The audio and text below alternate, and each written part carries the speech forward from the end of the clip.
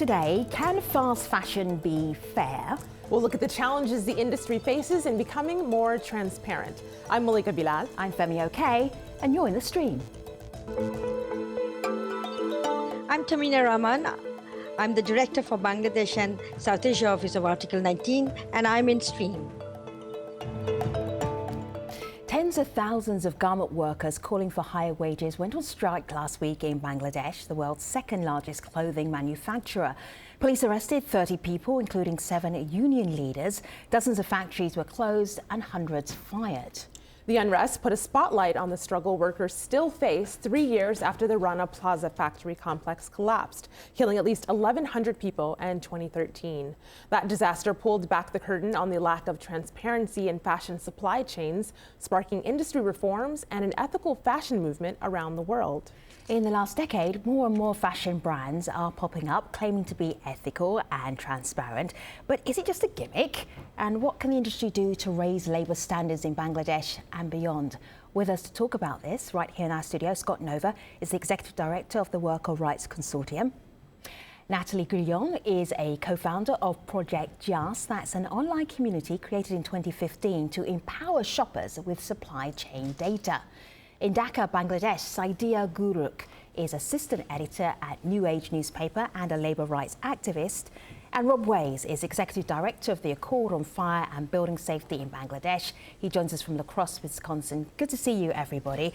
Scott, for you, the strikes in Bangladesh and the way the factories reacted to the strikes, does that tell you about the power, the lack of power of workers? The strikes are a product of the lack of power of workers, and in particular the failure of the industry in Bangladesh, of the global brands and retailers, of the Bangladesh government to respect the right of workers to organize unions so they have an orderly process to bargain for better wages and conditions, because that right is denied effectively in Bangladesh. Workers have no choice but to strike in the fashion that they did in Ashulia a couple of weeks ago. Was there something going on particularly that made that strike happen? It was a response to a particular incident of violence by managers against a worker, but in a more general sense, a response to the basic reality of the wages and working conditions in the industry in Bangladesh. The minimum wage for workers in Bangladesh in the garment sector, which is the wage most workers get, is $67 a month, 32 cents an hour. It's not enough for workers even to properly feed their families, and that unsurprisingly generates a lot of frustration and anger. Sure. Saidia, how do you become a labour rights activist and then see the results of this strike and see so many people, not only did they go on strike, but they lost their jobs, they couldn't afford to lose their jobs. How does that help you to keep being an activist? What does that tell you about the work you still have to do? The situation here is rather worrying. I mean, you can't, which means that there is so much more work to do. The very question of freedom of organizing, the unionizing rights are not there at all. 10 criminal cases are filed against 1,600 workers. Garment workers in Ashulia are living in fear and uncertainty. Many workers called us from hiding as the ruling party members and police are raiding their houses every night. We have been informed for the arrested leaders are beaten in custody. At least two of the arrested leaders' attorney has not been able to contact their clients. So how can you not act in situations like this? And it tells a lot about how even after tragedy like Rana Plaza, how the workers are, and worker safety and workers' life, workers' rights are seen by major stakeholders in Bangladesh, especially government and BGMEA. When they could have used negotiation and dialogue to resolve the situation, they have used unchosen questions to silence a very legitimate demand. I mean, this evening we're just coming from a fundraiser for women garment worker who has lost jobs and suddenly in a financial hardship. This is the beginning of school year. Suddenly they're without a paycheck, and according to the labor law, it is not a criminal offense to organize for a better wage, and what they're living with is poverty wage, as Scott just have mentioned. So how is it acceptable to pay less than $100 a month to workers when you are making tons of profit?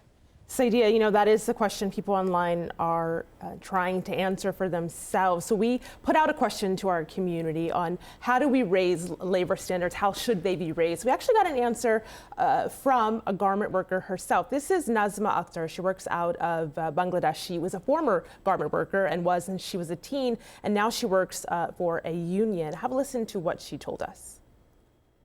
In Bangladesh, the garment workers need living wages, decent working condition, decent living condition, freedom of association and collective bargaining, and we need especially women leadership, women empowerment and grassroots leadership, and the garment workers need to respect and dignity.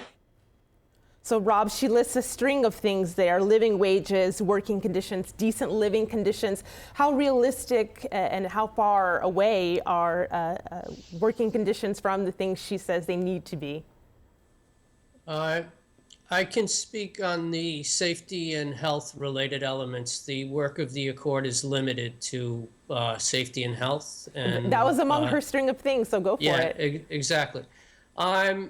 The industry was in very poor shape from a safety perspective. Virtually all of the 1,800 factories or so that we inspected over the last 3 years, none of them had fire doors. The few that did, they weren't proper fire doors that would protect in the case of a fire. Virtually every single factory had collapsible, lockable gates, which are against every fire and building code in the world, including in Bangladesh. Factories did not have alarm systems that properly detected heat or smoke or a fire, and they didn't go off throughout the building. In addition, there were all sorts of electrical system problems. Many of the buildings were built 3 or 4 stories more than the design allowed and with substandard materials. So the condition of the industry was very poor when we started our work. There's been a tremendous amount of progress over the 3 years, but there's still a long way to go. Give us one example of progress that you've seen, because normally you're based in Dhaka, Bangladesh. I am based in Dhaka, Bangladesh. I'm at my home in La Crosse, Wisconsin for the holidays, going back to Bangladesh tomorrow. Yeah. Well, I mean, there's a few things. I mean, 1,800 factories have been inspected for fire, electrical, and structural safety hazards. So we've identified them. We've identified the better part of 100,000 safety findings in those 1,800 or so factories. In the aggregate, about 75% of them have been fixed. There's still a lot of repairs to do, and we inspected only on basic minimum life safety standards. And the remediation or the correction of these safety hazards is far behind schedule. Most of this work should have been done a year or a year and a half ago. That being said, that's a significant amount of progress. Can I show our viewers a picture of something called the Tazreen Fashions Factory, and this was back in 2012. Scott, I got this off your website. This was the website for the Workers' Right Consortium, and I just want people to see what happens when safety precautions are not in place, so people can actually see what the issue is here.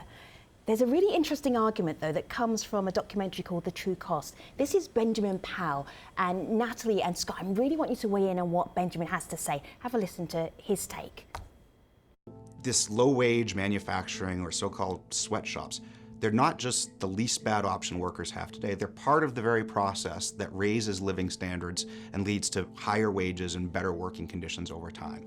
Your proximate causes of development are physical capital, technology, and human capital, or skills of the workers. When sweatshops come to these countries, they bring all 3 of those to these workers and start getting that process going.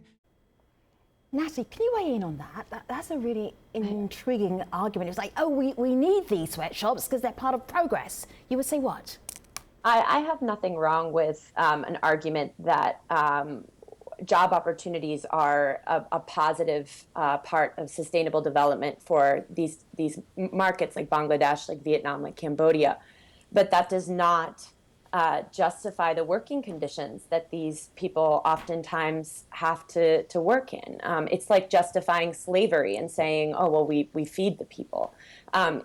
Everybody has a right to work in a place where their life is safe and where they're paid a fair wage for their work.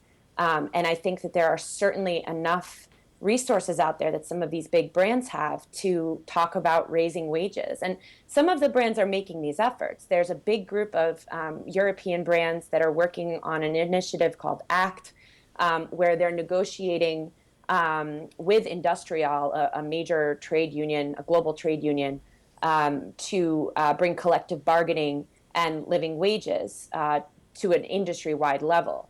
But again, there's a lot of work to be done. Mm-hmm. Scott? I think, Saidi, I'll come to you. I'm just going to get Scott's take and we'll bring you in. I think the real question is not whether workers in Bangladesh and many other poor countries are desperate for jobs. They are desperate. The question is it right for major brands and retailers whose CEOs are paid millions of dollars a year to take advantage of that desperation and pay people sub-poverty wages, put them in factories without fire exits, resulting in hundreds of workers being killed over the years in Bangladesh, and otherwise exploit them to the maximal degree possible. Unfortunately, that's what major brands and retailers like Gap and Walmart have been doing in Bangladesh for the last 20 years. And the question is, what are their obligations in terms of fair treatment and fair wages? Sure. And it's not just about safety, it's about how wages are actually administered. Are they getting the raises? Are they being taken and given more overtime but not being paid for the overtime? Saidiya, what did you want to add? I wanted to add that I mean, of course, worker safety and the issues around living wage is important, but they can't be seen as in isolation of each other. And these are not instrumental questions. It's part of the way we see workers' life. There is a tremendous class difference that affects the way globally and locally workers are being treated. They cannot be I mean, yes, the Accord and many other initiatives are making changes in terms of structural inspections and the questions of living wage are on the table, but sure. And Saidi, let me just tell our audience who are watching who might not be familiar with the garment industry. The Accord is the Accord on Fire and Building Safety in Bangladesh, and that's the organisation that Rob is representing. And this was set up immediately after Rana Plaza as a reaction to the disaster and how many lives were tragically lost. Saidi, please continue. But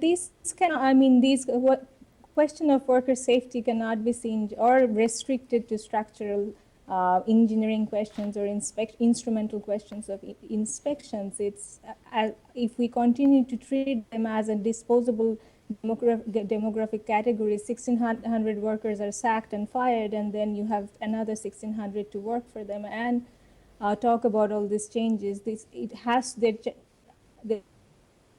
changes that.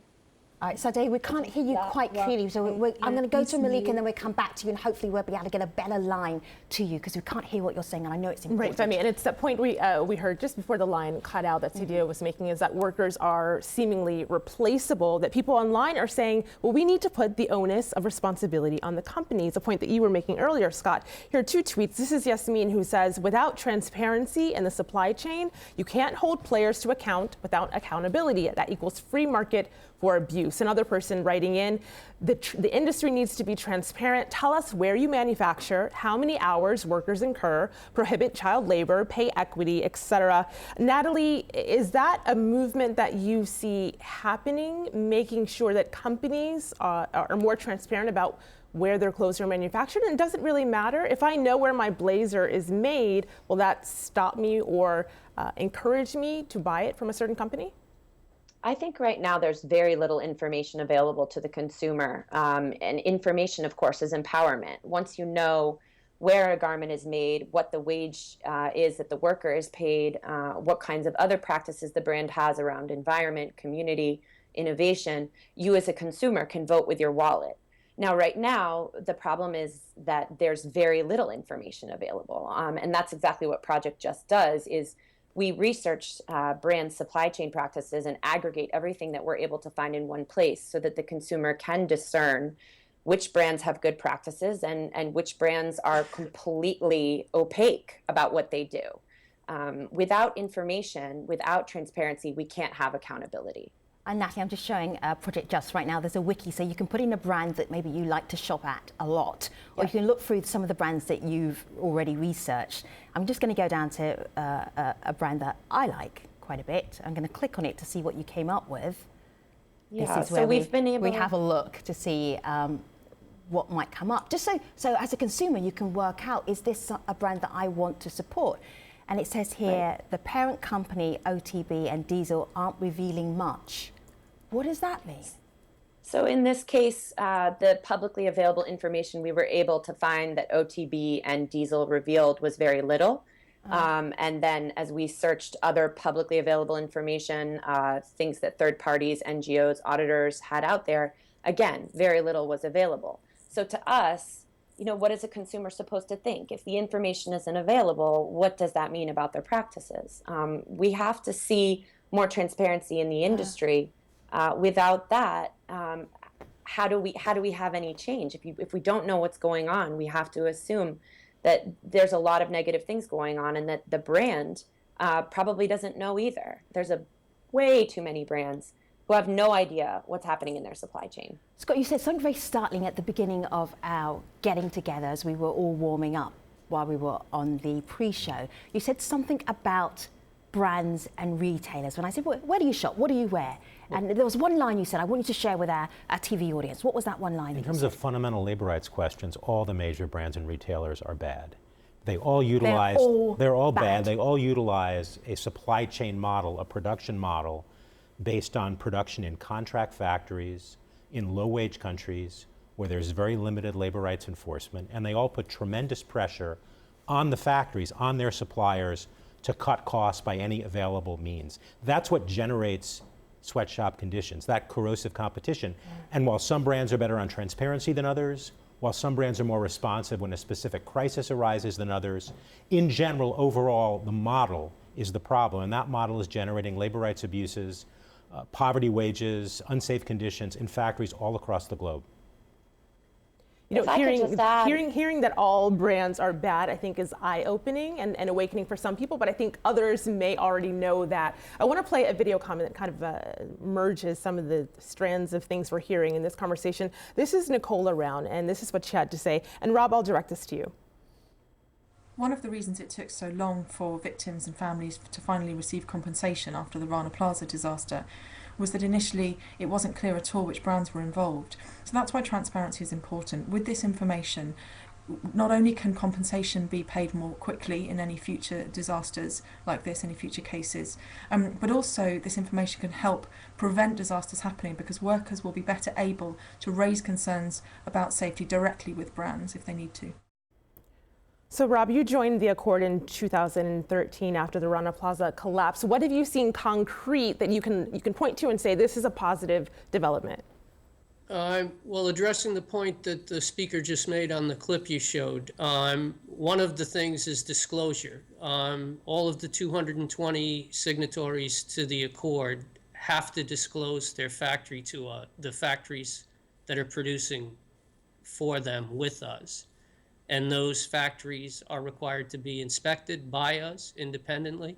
And the brands in those factories are required to make sure that the safety hazards are addressed. And that's happening. Beyond that, just some of the comments that were made previous by some of the other panelists related to, rights goes beyond just structural inspections. The Accord, in its limited mandate, if you will, also addresses issues of safety rights. We don't deal with general labor rights, but we do deal with safety rights and protecting safety rights. And the agreement itself addresses some of the problems related to transparency and systems to ensure that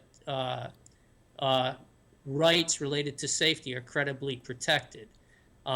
There's a requirement for safety committees to exist in factories producing for the Accord brands. So Robert, for those safety as you're committee speaking, members will to you tell receive us training. how that links to us as consumers? Tell us how that when we then go shopping, how does that mean that we're shopping in a way that we're understanding that the people who produced the garment that we're wearing, they are now working in safer conditions? What's the connection? Can you draw the dots for us? Well, I mean, the connection, in my opinion, is the 220 signatories to the Accord have made a demonstrated commitment to safety in their factories in Bangladesh by signing the Accord. Is this progress, And the Scott? Accord itself represents a completely different model of verification, monitoring, and compliance. Again, limited to safety. Limited to safety. But it's unprecedented in its independence and credibility. Limited to safety, and you underline that. Scott, is this progress? It is progress, and the key distinction Rob's making is crucial. The Accord, for the first time, is an enforceable agreement between unions and major global brands and retailers. Remember, the brands and retailers were promising for a decade and a half in Bangladesh that they were addressing the safety issues in the factories. They claimed they were inspecting the factories. They claimed they were committed to safe conditions and fair conditions for workers. All of that turned out to be false, as we found out when Rana Plaza collapsed. So for the first time after the collapse, it was possible to get a large number of brands and retailers to sign an enforceable agreement, not a voluntary set of promises, but an enforceable agreement. Now, some brands and retailers refused to sign that agreement. Walmart refused to sign. Gap refused to sign. JCPenney refused to sign. They organized a much weaker and less effective alternative. And in saying that all brands and retailers are buying into a bad supply chain model, that doesn't mean there aren't distinctions to be made. One distinction consumers can make is between companies like H&M and Calvin Klein that signed the Accord and companies like Walmart and Gap and JCPenney and Target that refused. Of course, it's crucial to name names. How else can you hold people accountable? Right. Natalie? Yeah, can I ask a question to both Scott and Rob, please? Yes, I do. Please go ahead. I mean, since we're now talking about Rana Plaza and Tasreen, and I wonder whether do you think this is adequate, especially a code? And I mean, my question by no means is... What's the question, Saidir? Because we're at the end of the show. Ask the question. We have 2 minutes left. Ask the question. Yes. Do you think, how do you see the event of Rana Plaza, where there's a tremendous corporate liability involved? Voluntary scheme like Accord, is that adequate measure to bring them, make them legally liable? The Accord is not a voluntary scheme. The alliance is not a voluntary scheme. The alliance one is, which you can have a look at my laptop here. The alliance is the Alliance for Bangladesh Workers' Safety. That is voluntary, and that is a group of the brands and companies who didn't want to sign up to the one that actually is legally binding, which is the Accord, which is what Rob has been representing here in our conversation, the organisation Rob has been presenting. Guess we're right at the end of the show. Let me just check in with Malika. Could I add something to a comment Scott just made? You may. Can you do it in a sentence, Rob, and then we'll pick up online. Go ahead. The other important part to Scott's comments on it being an enforceable agreement is the Accord Foundation that has been set up. We're independently inspecting and remediating factories and requiring brands to make sure that their factories remediate. And if they don't, it's the Accord Foundation that informs the brands that they need to sever relations with the factories that aren't meeting the safety requirements of the Accord. And in addition, any of the signatories or the executive and chief safety inspector can file formal binding complaints to the Accord itself if we believe any of the signatories are not meeting their obligations. Isn't it interesting that Saidir, who is a labour rights activist, mixed up the Accord and the Alliance, and she is working in this area? We will pick up more online. How do you become an ethical consumer of garments wherever you might buy your garments? More on that at stream.aljazeera.com. Thanks for watching. See you online, everybody.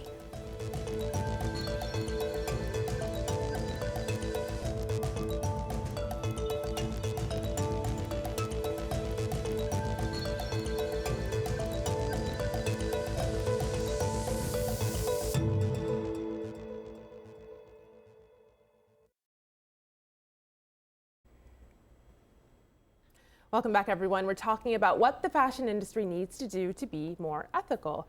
So I want to start with a tweet we got during the live show. This is Mohammed, who says, do you know the price that a consumer is paying to buy a shirt from Bangladesh? On average, it's about $2.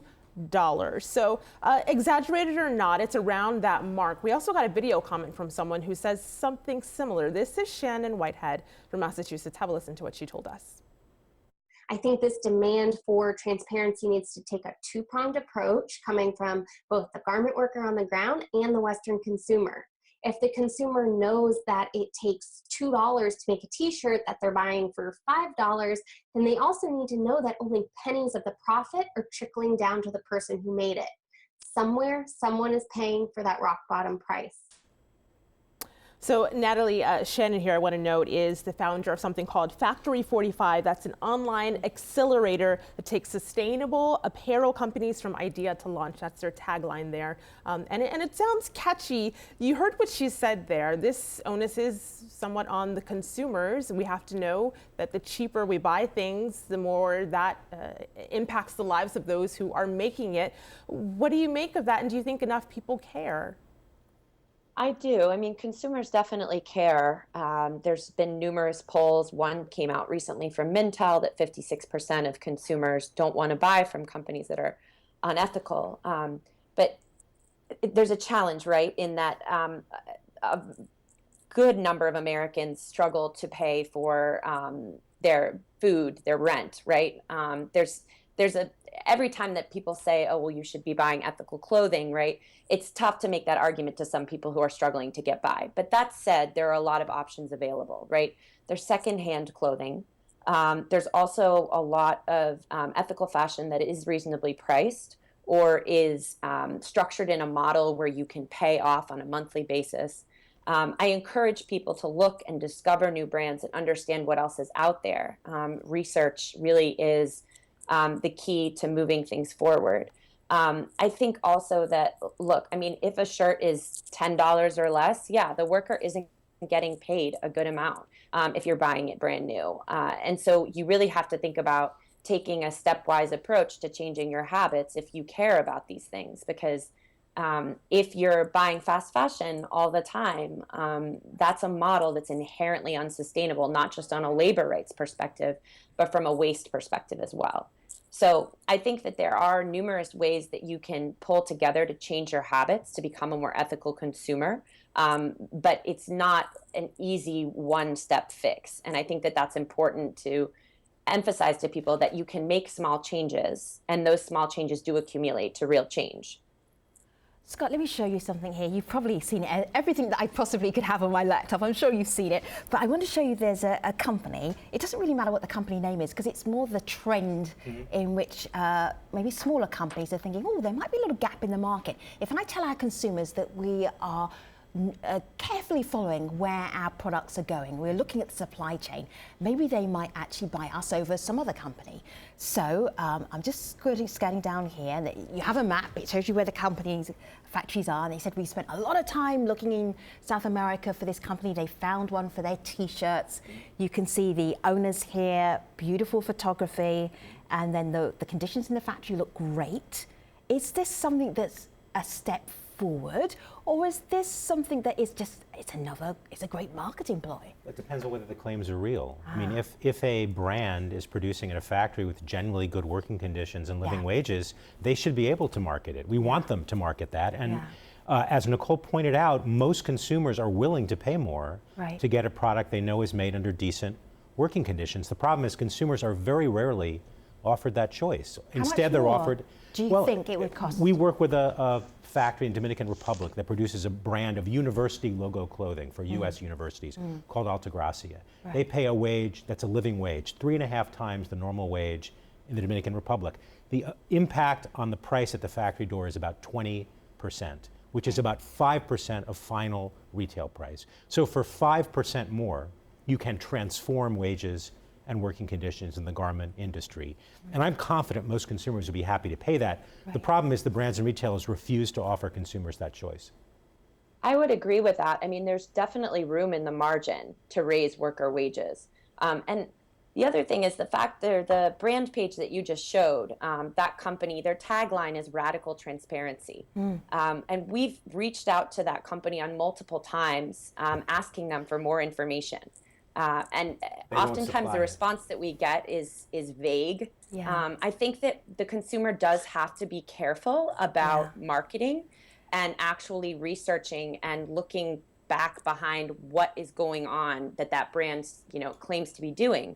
That's why we exist, because you need to have third parties there who are really looking back and saying, okay, yes, you say you're radically transparent, but where's the information to back that up? Before we decide to work with any factory, we always issue a strict compliance audit. Every brand and retailer in the world makes that exact same claim. Right. I mean, that's not a significant thing. And most importantly, what is the information that backs that up? Where is the proof? But to be Where's fair, the evidence?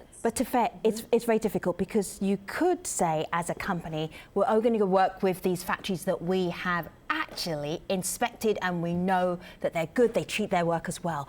But if they get a huge order, they could just use subcontractors and they will never tell the brand. It's easy to police that. The idea that brands and retailers can't control how their clothing is made is a myth.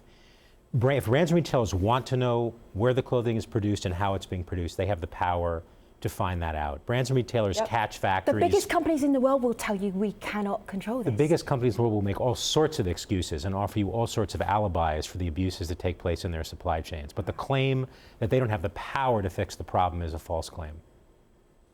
So we've been talking about consumers. I want to shift this just a little bit, because we got a tweet in from the Labor Rights Forum, and Rob, I'll direct this to you, when we asked what kind of changes are necessary to create more transparency in the global supply chain. So they wrote back, a good place to start would be more brand union agreements that legally bind brands to keep the commitment that they make to workers, similarly to, of course, the accord that you're a part of. Do you see this happening realistically? Yes, I hope so. The Accord model is working because it's a negotiated agreement between global industry and organized labor. It has specific terms that are enforceable. It has equal governance authority between labor and brands. Deadlines. Information is shared equally and at the same time between labor and brands. And they've set up a credible, independent structure, the Accord Foundation, and particularly the position of the Chief Safety Inspector, where the control rests with the foundation that they voluntarily set up. And they relinquished almost all their authority and control, on safety matters at least, to the Accord Foundation, and particularly to the senior positions of the Chief Safety Inspector and the Executive Director. And it's an unprecedented change, and it's an unprecedentedly different model for compliance. And I hope it continues. I hope it expands to other industries and to other countries, because it's working, and it's undeniably working, even for people that have been critical of the Accord or critical of our work. So Dia asked at the end of our main programme a really relevant question. She got a little bit mixed up between the Accord and the Alliance, the one that's legally binding and the one that is it's basically a group of companies coming together. And she said, what's the point of that? A group of companies just coming together, not being legally binding. What's your response to that? Yeah, I think what she asked was, does the Accord or do these initiatives serve to make companies legally accountable, to create legal liability? And it's a key question, because one of the main purposes of building these huge, sprawling global supply chains is for brands and retailers to be able to insulate themselves from accountability for what happens to the workers who make the products. They insulate themselves legally, they insulate themselves in moral terms. What the Accord is about is recreating links of obligation and liability and responsibility between the brands and the workers who make the products. And the Alliance? And the Alliance doesn't do that because it is not an enforceable contract. I'm intrigued, Guess, just we're right at the end of this show. Where are we now with the garment industry? It's not just a question about Bangladesh, it's a question of the way clothes are produced globally. If you put it on a scale of 1 to 10, 10 is great, 1 is seriously, where would you be? What would your number be and why? Scott? 2 1/4. Oh, I mean, we have an enormously long way to go. The progress in Bangladesh is crucial, and it's physical progress. Buildings that were grossly unsafe now have proper fire exits, sprinkler systems, alarm systems. That's real progress in the second largest garment producing country in the world. But on issues like living wage, on issues like the right to organize a union, on dignified and fair treatment of workers by supervisors, there's been very little progress across supply chains. But the potential is there. Brands and retailers are scared of consumer concern over this issue. The question is, does that fear translate into real change through binding enforceable commitments, or does it translate into nice websites? That's the question. Natalie, 1 to 10, 10 doing well, 1 is seriously, this is not good. I mean, I'm hopeful, so I'm going to go a little bit higher and say a 5. But you see articles come out of Bangladesh like this, what's been happening over the course of December, where protesters are being fired because they are trying to get collective bargaining. I mean, that's ridiculous, and that can't be happening. So it's great what the Accord has accomplished, but at the same time, the first factories that complied with the Accord, those factories had the resources to implement the changes. Now the question is the factories that don't have the financial resources to do it. There's a lot of progress that still needs to be made, not just in Bangladesh, but in other countries. We need to see a living wage. We need to see environmental progress as well in terms of impact. And quite frankly, we need more consumers to care, and not care, but act. All right, Natalie, I'm going to wrap it up there because I only needed a 1 to 10 and a little explanation, and we're almost out of time on the internet. I don't want to drop off the internet before I ask Rob. Rob, what's your score? I can't give it a score. All I can say is in Bangladesh, safety is improving, but we have a very long way to go. And I agree with Scott that on freedom of association and fundamental rights issues, including in Bangladesh, we have a long, long way to go. We have lost Saidia Guruk. I know as you were listening through this entire show, we were having technical difficulties just with hearing her really well, but she was coming to us live from Bangladesh. So Saidia and Rob and Natalie and Scott, thank you so much for being part of this program. Really appreciate it. Continue your good work. Thanks everybody, take care.